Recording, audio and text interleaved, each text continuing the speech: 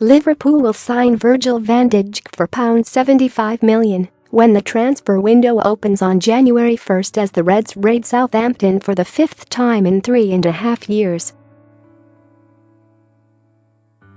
The world record fee for a defender means Liverpool have spent a total of £166.5 million on Southampton players since the summer of 2014. But how have Liverpool's previous signings from Southampton fared? Sportsmail has put together a guide on all the players to leave St Mary's for Anfield since 2014 and rated each of them below. The first person to make the journey up the M6 and the one that was easily the least successful. Ricky Lambert made a return to his boyhood club, and, on paper, it should have been fine. He had scored 15 and 13 goals in his previous two Premier League seasons after a long and arduous career, and he was only ever meant to be back up at Liverpool. But then Luis Suarez left, the pressure on Lambert increased as injuries and Hurricane Mario Balotelli hit, and the England international struggled. He left a season later with just 3 goals in all competitions to his name, has since retired from football. Signing up Southampton's captain after a successful second season in the Premier League seemed like a no-brainer, even if the fee for Adam Lallana seemed a bit inflated. But Lallana struggled to settle initially, another victim of the fact that Liverpool lost their best attacking talents through sale and injury that summer. The arrival of Jurgen Klopp changed things for the midfielder. He has impressed under the German, becoming one of the better central midfielders in the division on his day. Few would argue against the fee now. The Croatian defender impressed during his time at Southampton, and he seemed like the answer to the defensive woes that plagued Liverpool. The fact they are now signing up Virgil van Dijk suggests the reality has been slightly different.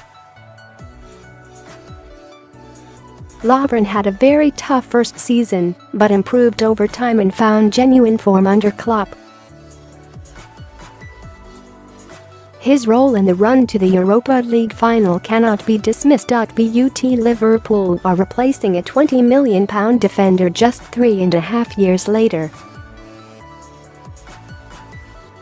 He will not be first choice when Van Dijk arrives. It is hard to see him as a positive piece of recruitment overall. Endured a true horror show in the 4-1 loss to Tottenham earlier this season as he was taken apart at Wembley. Nathaniel Clyne was an impressive signing for Southampton, proof that plundering the lower leagues can work for Premier League sides. And Liverpool definitely spent sensibly when they signed him for £12.5 million. After all, in a world where Kyle Walker will probably cost around £50 million this summer, a comparable right-back for nearly a fifth of that price is a steal. The only complaint you could have about Clyne, and this is only because he is an attacking fullback, is that he is not that effective in advanced positions. He provided just 2 assists and scored no goals in the Premier League last season. However, he is solid, and, at just 26, Liverpool have his position sewn up for a few years. Has yet to play this campaign after struggling with fitness problems. The Senegalese forward's best day in a Southampton shirt kit probably came against Liverpool. He bagged a hat-trick to completely turn a game on its head. There were still question marks over Sadio Mane when he arrived at Anfield, but he completely pushed those aside last campaign. The 25-year-old scored 13 goals in 27 Premier League games and was a key component of Liverpool's push for the top four. He has very swiftly become one of Liverpool's most important players, the man who makes his pressing and hard-running system tick. Maine is one of Klopp's fearsome front four, along with Felipe Coutinho, Mohamed Salah and Roberto Firmino.